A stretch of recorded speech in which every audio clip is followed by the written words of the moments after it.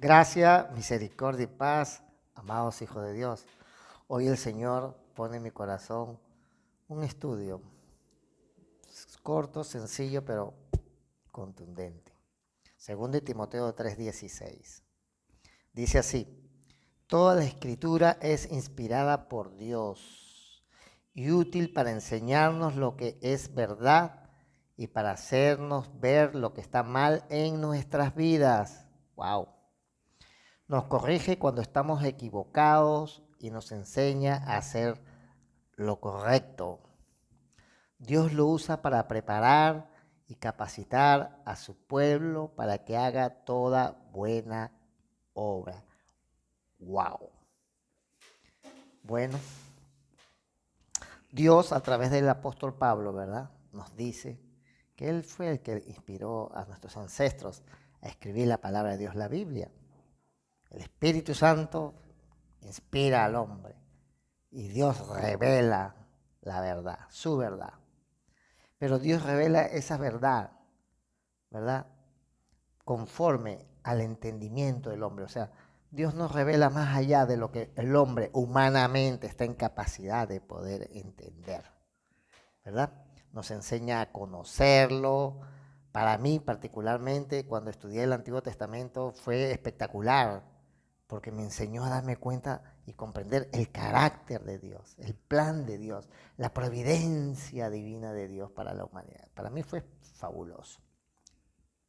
Nos muestra cuál es su propósito, cuál es el propósito de nosotros, ¿verdad? ¿Qué es lo que le agrada? ¿Qué es lo que le desagrada?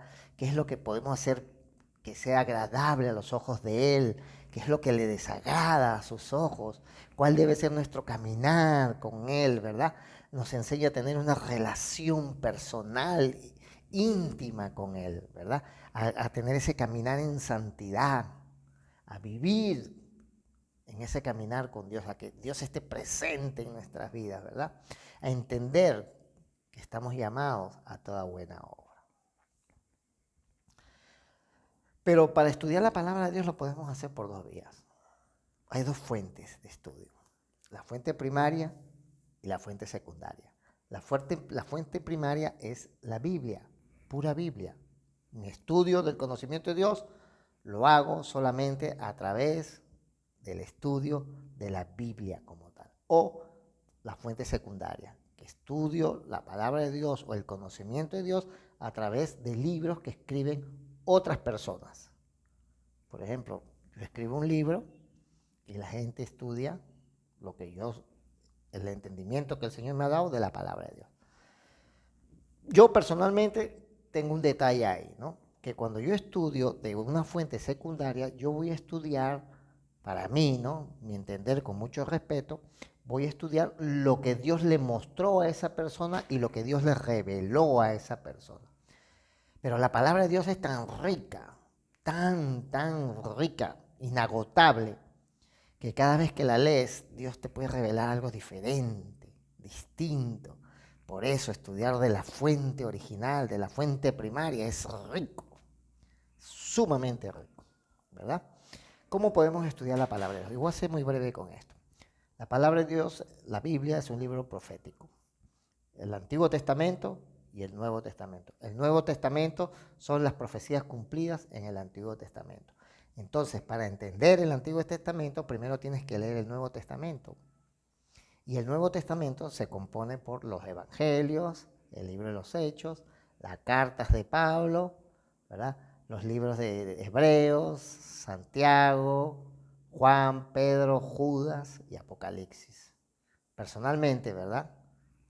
Eh, para empezar a leer la palabra de Dios, debemos empezar por conocer a Cristo.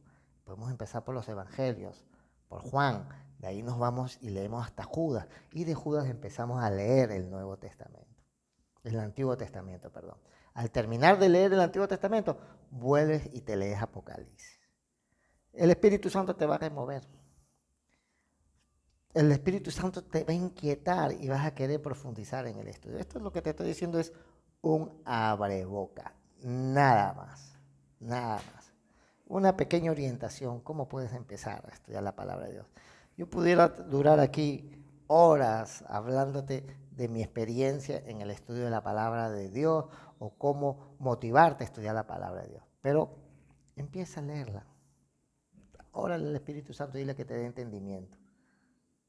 Y empieza a leerla. Vas a ver lo que vas a descubrir. Es espectacular. Recuerda, todo sea para la gloria de nuestro Señor Jesucristo. Que Dios te bendiga. Eres un vencedor.